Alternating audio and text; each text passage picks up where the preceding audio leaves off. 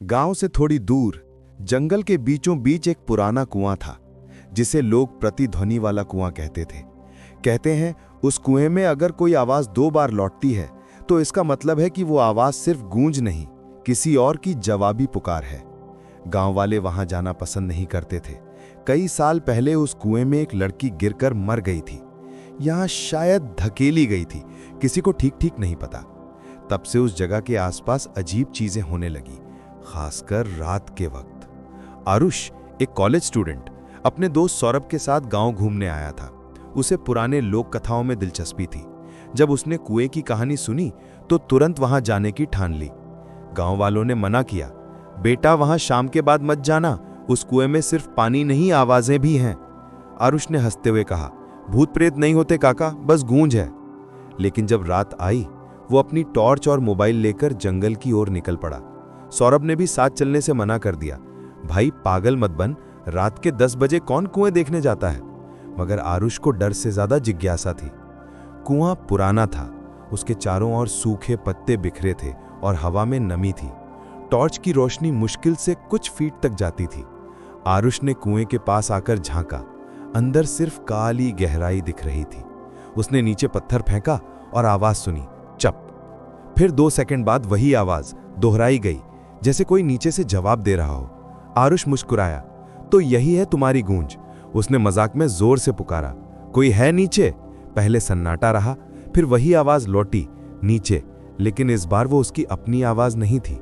Tone अलग था, भारी, धीमी और ठंडी। उसका चेहरा सफेद पड़ गया। उसने टॉर्च दोबारा नीचे डाली, लेकिन रोशनी कहीं तक नहीं पहुंची। तभी कुएं के अंदर से पानी की हल्की हलचल की आवाज आई, जैसे कोई अंदर हिल रहा हो। उसने मोबाइल निकाला और रिकॉर्डिंग चालू की। अगर कोई है तो बोलो, उसने कहा। कुछ सेकंड कुछ नहीं हुआ। फिर रिकॉर्डिंग में एक फीकी सी आवाज आई, क्यों धक्का दिया था। आरुष का दिल धड़कने लगा। उसने मोबाइल नीचे झुकाकर देखने की कोशिश की और तभी उसे लगा कि कुएं के अंदर से कोई चेहरा ऊपर की ओर देख रहा है, पानी की सतह पर उभरता हुआ। वो डर के मारे पीछे हट गया, पर पैर फिसला और वो जमीन पर गिर पड़ा। उसकी टॉर्च दूर जाकर बुझ गई। अब बस अंधेरा था। उसने कांपते हाथों से फोन की लाइट ऑन की और भागने ही वाला था कि पीछे से किसी ने उसका नाम पुकारा, आरुष। वो पढ़ता कोई नहीं, लेकिन उसके ठीक पीछे कुएं की दीवार पर पानी की बूंदों से कुछ लिखा हुआ था, मैं नीचे हूं।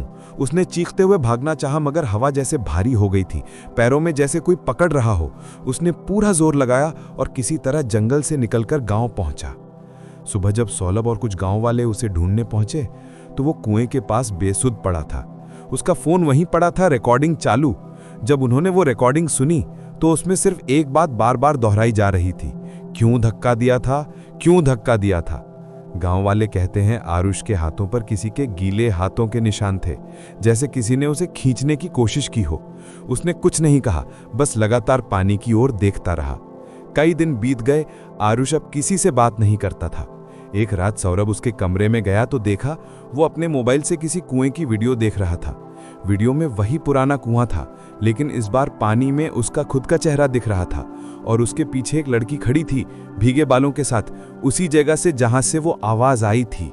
अगले दिन आरुष गायब था, बस उसका मोबाइल उसके बिस्तर पर पड़ा था।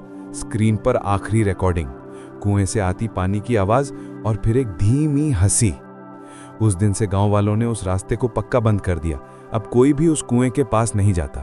पर बरसात की रातों में जब हवा तेज चलती है तो लगता है जैसे किसी की आवाज गूंज रही हो, क्यों धक्का दिया था।